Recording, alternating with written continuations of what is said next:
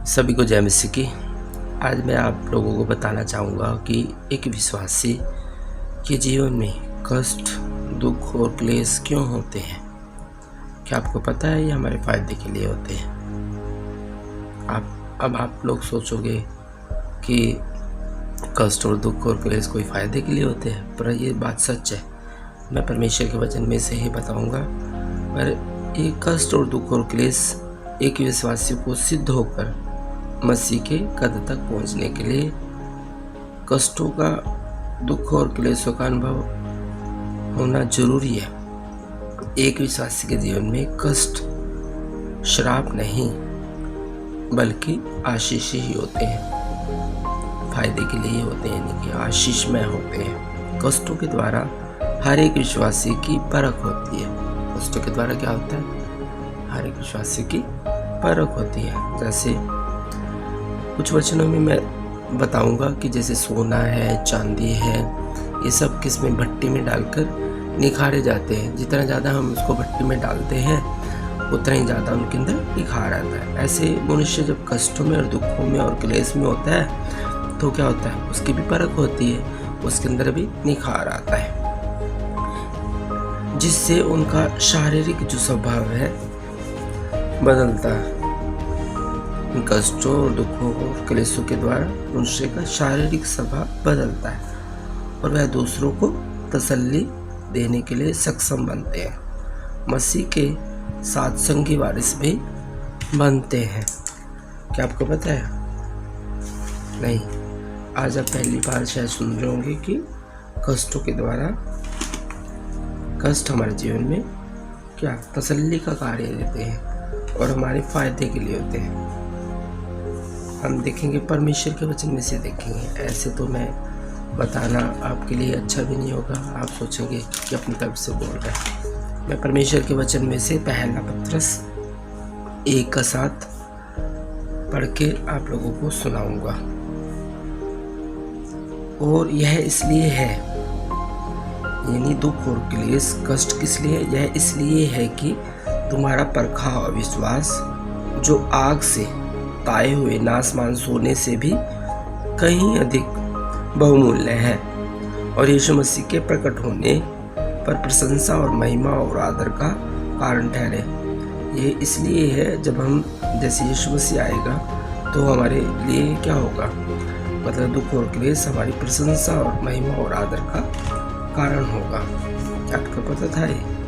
नहीं, शायद नहीं पता था।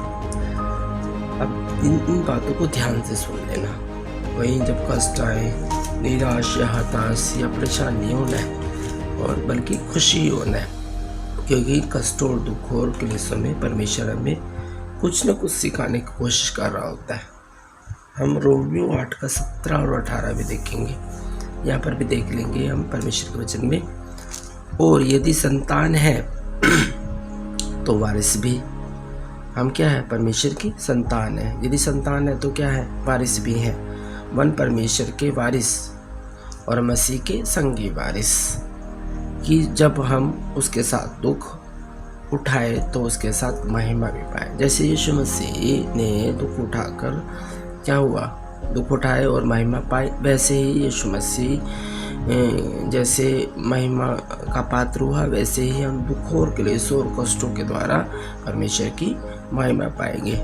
18वें वचन में भी ये लिखा है, क्योंकि मैं समझता हूँ कि इस समय के दुख और क्लेश उस महिमा के सामने, कौन सी महिमा? जब यीशु मसीह आएगा, उस महिमा के सामने जो हम पर प्रकट होने वाली है, कुछ भी नहीं है। अब सोच लो, कष्टों और दुखों से घबराना नहीं है बल्कि प्रसन्न होना है। ये प्रसन्नता की बात हुई कि नहीं हुई? पर हमें घबराना नहीं है। हम देखेंगे परमेश्वर के वचन में से एक और यहेजकेल देख लेंगे। यहेजकेल 22 में हम परमेश्वर के वचन में से देखेंगे। 22 का 17 से लेके 21 तक देखेंगे हम। फिर यहोवा का यह वचन यहेजकेल नबी की किताब है ये, इसमें यहेजकेल से ही परमेश्वर बात करता है। फिर यहोवा का यह वचन मेरे पास पहुंचा, हे मनुष्य के संतान, इज़राइल का घराना मेरी दृष्टि में धातु का मैल हो गया है। यानी कि जैसे चांदी के ऊपर या सोने के ऊपर कुछ गंध लग जाए यानी मैल हो जाए, वैसा हो गया इज़राइल यानी परमेश्वर के चुने हुए लोगों के ऊपर क्या हो गया, यानी कि वे परमेश्वर उनके अंदर क्या निखार बंद हो गया है। वे सब के सब भट्टों के बीच की पीतल और रांगे और लोहे और शीशे के समान बन गए हैं।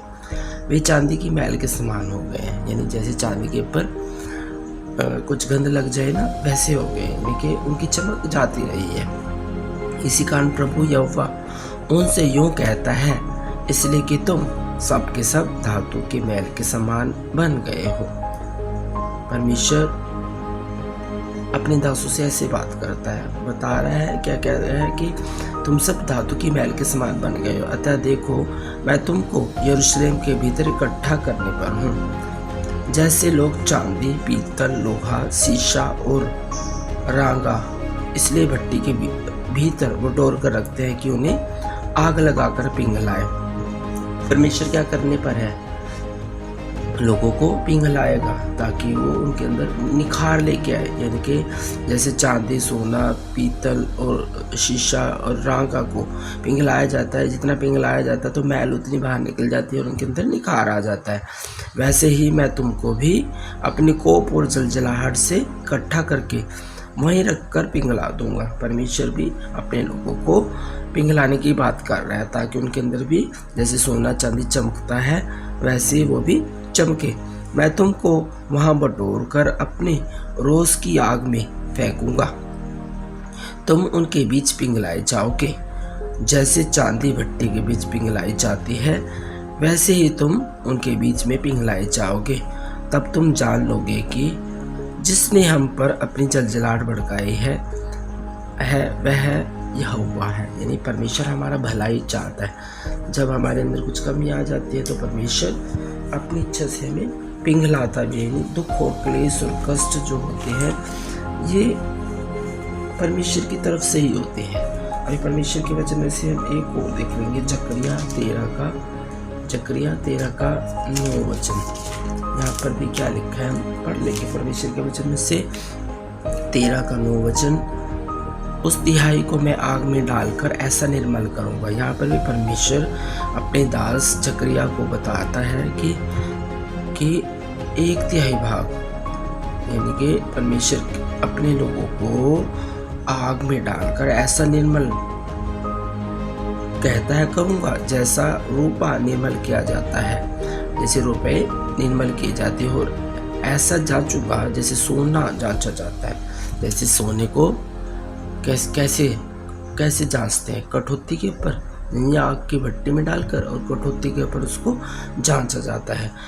वे मुझसे प्रार्थना किया करेंगे और मैं उनकी सुनूंगा। मैं उनके विषय में कहूँगा, ये मेरी प्रजा, और वे मेरे विषय में कहेंगे, यहोवा हमारा परमेश्वर है। तभी जब कष्ट और दुख और क्लेश होंगे तब परमेश्वर कहेगा, और जब उनके अंदर निखार आएगा तो परमेश्वर कहेगा ये मेरी प्रजा है। और परमेश्वर के लोग क्या कहेंगे, वही यही हमारा परमेश्वर है। परमेश्वर के वचन में से मलाकी की किताब में से भी हम देखेंगे, मलाकी 3 देख लेंगे, 3 का 2 और 3 वचन। मलाकी 2 और 3 वचन, परंतु उसके आने के दिन को कौन सह सकेगा, और जब वह दिखाई दे तब कौन खड़ा रह सकेगा। अब परमेश्वर का हम लोग क्या करते हैं, जो परमेश्वर के चुने लोग हैं, परमेश्वर की बाहर ही जोते रहते हैं। यहाँ पर क्या है, जिस समय वो दिखाई देगा जो परमेश्वर के लोग हैं वो तो उसे देखेंगे, परंतु जो परमेश्वर पर भरोसा नहीं रखते उसके सामने खड़े भी नहीं रह सकेंगे, क्योंकि वह सोनार की आग और धोबी के साबुन के समान है।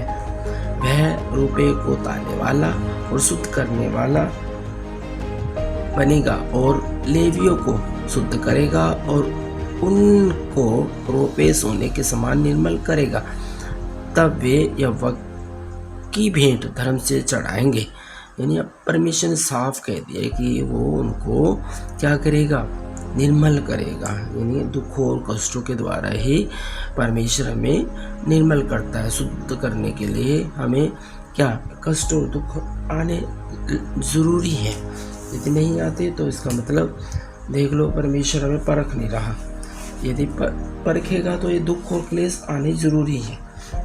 इब्रानियों देखेंगे, इब्रानियों 2:10 वचन परमेश्वर में के वचन में से देख लेंगे हम। परमेश्वर के वचन में से 2:10 इब्रानियों 2:10 यहाँ पर क्या लिखा है? क्योंकि जिसके लिए सब कुछ है और जिसके द्वारा सब कुछ है, उसे यही अच्छा लगा कि जब वह बहुत से पुत्रों को महिमा में पहुंचाए तो उसके उद्धार के कर्ता को दुख उठाने के द्वारा सिद्ध करे। यहाँ साफ लिख दिया कि जब सिद्ध होते हैं तो दुख जरूर आते हैं। यहाँ पर लिखा है कि जब वो परमेश्वर अपने पुत्रों को महिमा देगा तो यहाँ पर दुखों के द्वारा सिद्धता आती है। अब घबराना नहीं है।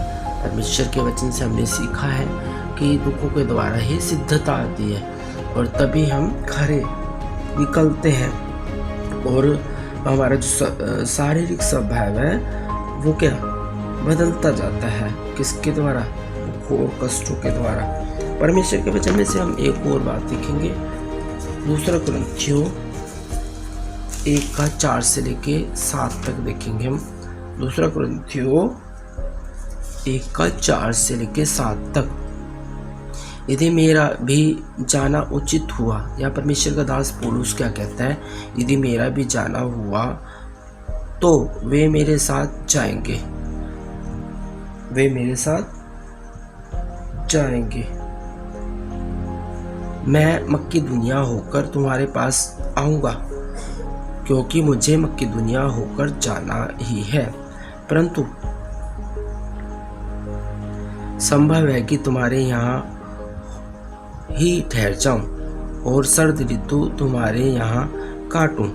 तब जिस ओर मेरा जाना हो और उस ओर तुम मुझे पहुंचा देना, क्योंकि मैं अब मार्ग में तुमसे भेंट करना नहीं चाहता, परंतु मुझे आशा है कि यदि प्रभु चाहे तो कुछ समय तक तुम्हारे साथ रहूँगा।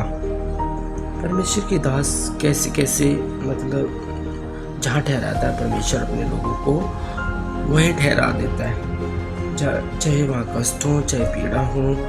आज हमने क्या देखा? परमेश्वर में सिद्धता पाने के लिए दुख कष्ट आने अनिवार्य है, इसलिए हमें दुखों और कष्टों से घबराना नहीं है। और क्या आप जानते हैं कि जब हम माँ के गर्भ में जाते हैं तब भी दुख और कष्टों के द्वारा ही जाते हैं। जब हम पैदा होते हैं तो दुख के मार्ग से ही बाहर निकलते हैं और पूरा जीवन देखते भी हैं, सारा जीवन कष्टों और क्लेशों से प्रेरित होकर, और ऐसे ही सारा जीवन, जैसे जीवन है ही क्या, भाप के समान, फूल के समान और हवा के समान और सांस के समान, ऐसे ही है और पल भर में ही ख़त्म हो जाता है। और जब जाते हैं संसार से दुखों और क्लेशों और कष्टों के साथ ही इस संसार से चले जाते, तो जब हमें पता है कि हमारा संबंध दुखों और क्लेशों और कष्टों से अटूट है, हमारा रिश्ता, हमारा जो संबंध है कष्टों से ज़्यादा है, इसलिए हमें घबराना नहीं चाहिए। सभी को इस समय मैं प्रेम भरे यीशु मसीह के नाम से जय बोलता हूँ। सभी को जय मसीह की।